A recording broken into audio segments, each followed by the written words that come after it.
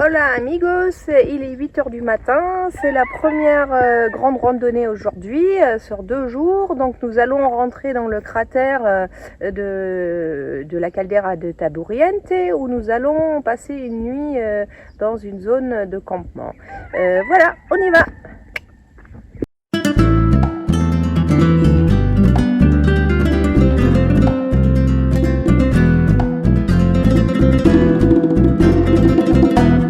Nous allons donc vers le haut, vers Los Brecitos, d'abord, qui est très joli. Donc tous les chemins de randonnée sont extrêmement bien indiqués. Par contre, pour les feignants, bien sûr, il y a la possibilité de rejoindre la route avec des 4x4, etc. Bon, ben, on peut faire ça un petit peu dans tous les coins de l'île. Allez, suivez-moi, nous n'est pas feignants. Je viens de dire qu'on a déjà fait 4700 mètres et on a déjà brûlé 300 calories. Dans cette première randonnée, donc, le thème c'est donc la montagne, les forêts de pins et demain le lit de rivière.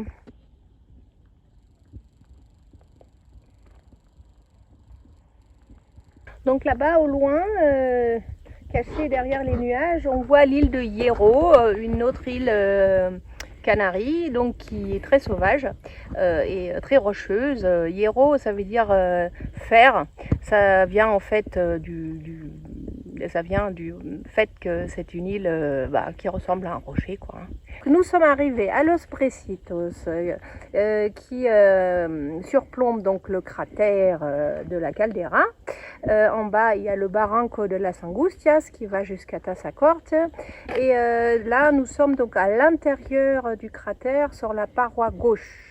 Et maintenant, nous allons descendre tout en bas, enfin presque tout en bas, jusqu'à une zone où on est autorisé de camper. Hein. Mais ce n'est pas des campings comme on se les imagine, c'est très rudimentaire. Voilà, c'est une zone protégée, bien sûr. Alors, on le verra peut-être demain un peu mieux. Là derrière, le petit pain de sucre qui émerge de la montagne, ça s'appelle le Roc Epidafe. Et demain, on va donc sortir par le lit de la rivière, jusque là où on s'est garé. Voilà. Et si on allait en face, il y a un autre mirador qui est très sympathique, qui s'appelle la Cumbrecita, où on ira un autre jour jeter un petit coup d'œil.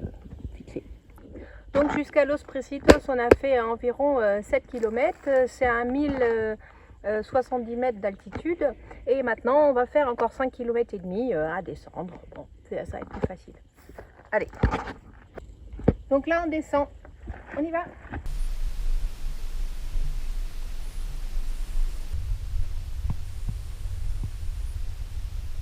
Cienpié, c'est en fait la seule bestiole éventuellement dangereuse à La Palma. C'est une scolopendre qui fait à peu près 10 cm de longueur avec 2 crochets vénéneux à la fin. Donc si on se fait piquer, faut prendre un antivenin au mieux. Enfin, en général, c'est pas mortel, sauf pour les enfants ou les personnes fragiles. Voilà, donc on va essayer de pas exprès retourner un rocher pour marcher dessus, quoi.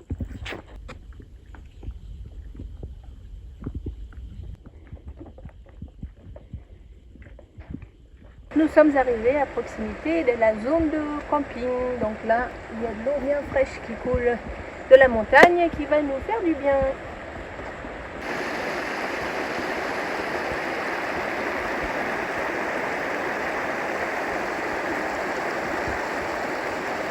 Bon nous sommes bien arrivés dans notre zone de campement. Donc voilà, c'est pas trop dégueu pour passer une bonne nuit. Demain, suite de cette aventure.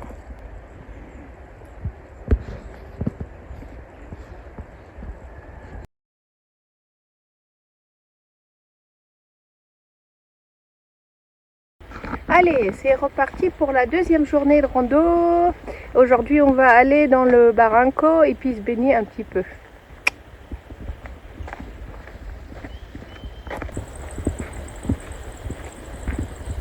Alors en face, vous voyez mieux que l'autre fois le Roc Epidafe dont je vous parlais déjà l'autre jour. C'est le fameux rocher que vénéraient les indigènes d'ici, les Guanches.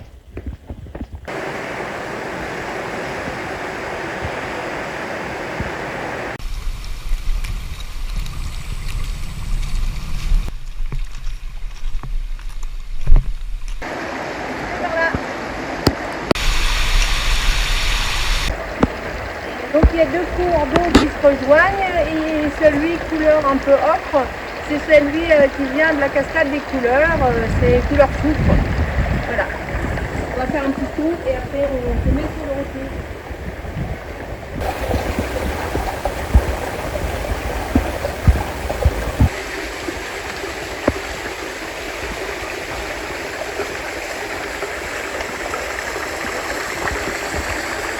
Donc au moment bien mérité.